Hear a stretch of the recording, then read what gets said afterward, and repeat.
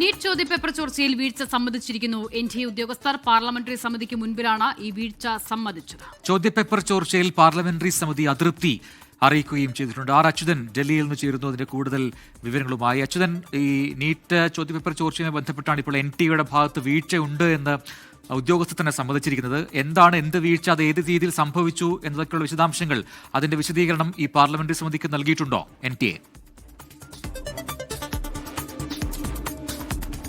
പ്രജിൻ, കൂടുതൽ വിശദാംശങ്ങൾ ഇതുമായി ബന്ധപ്പെട്ട് പുറത്തു വന്നിട്ടില്ല. പ്രത്യേകിച്ച് പാർലമെന്ററി സമിതി യോഗത്തിലുമായി ബന്ധപ്പെട്ട് നടക്കുന്ന ചർച്ചകൾ അതിനൊരു രഹസ്യ സ്വഭാവം കൂടി ഉള്ളതുകൊണ്ട് തന്നെ അതിന്റെ കൂടുതൽ വിശദാംശങ്ങളിലേക്ക് ഇപ്പോൾ കടക്കാൻ കഴിയില്ല എന്ന് തന്നെയാണ് നമുക്ക് അറിയാൻ കഴിയുന്നത്. എന്നാൽ ഡീൻ കുര്യാക്കോസ് MP ഇപ്പോൾ മാധ്യമങ്ങളെ കണ്ട് അറിയിച്ചത് ഇന്ന് ഈ സമിതി യോഗത്തിന് മുൻപിൽ NTA ഉദ്യോഗസ്ഥർ അവർ എത്തിയ ഘട്ടത്തിൽ അവർ ആ വീഴ്ച സമ്മതിച്ചു എന്നുള്ളതാണ്.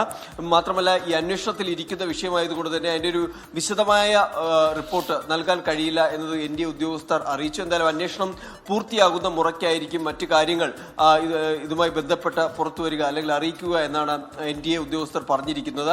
അതിന് അന്വേഷണം പൂർത്തിയായ ശേഷം പാർലമെന്ററി സമിതി യോഗം ചേരുമെന്നുള്ള കാര്യവും MP വ്യക്തമാക്കുന്നുണ്ട്.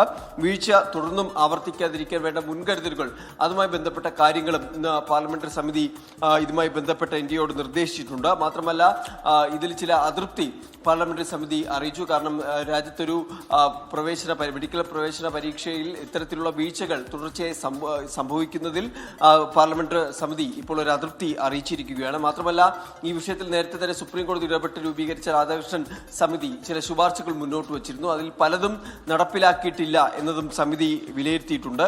എന്തായാലും ഇതിൽ NTAയോട് ചില നിർദ്ദേശങ്ങൾ സമിതി നൽകിയതായിട്ടാണ് നമുക്ക് മനസ്സിലാക്കാനായി കഴിയുന്നത്.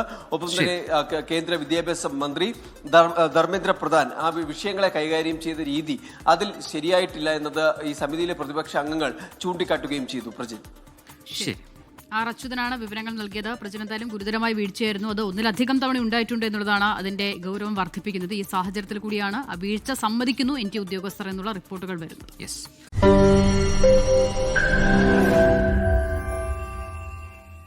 ലോകത്തെവിടെയായാലും ഏത് സമയത്തും 24 വാർത്തകളും ഓഗ്മെന്റഡ് റിയാലിറ്റി പാക്കേജുകളും എക്സ്പ്ലെയിനറുകളും വിശദമായി കാണാൻ ഞങ്ങളുടെ YouTube ചാനൽ നിങ്ങൾക്ക് സബ്സ്ക്രൈബ് ചെയ്യാം.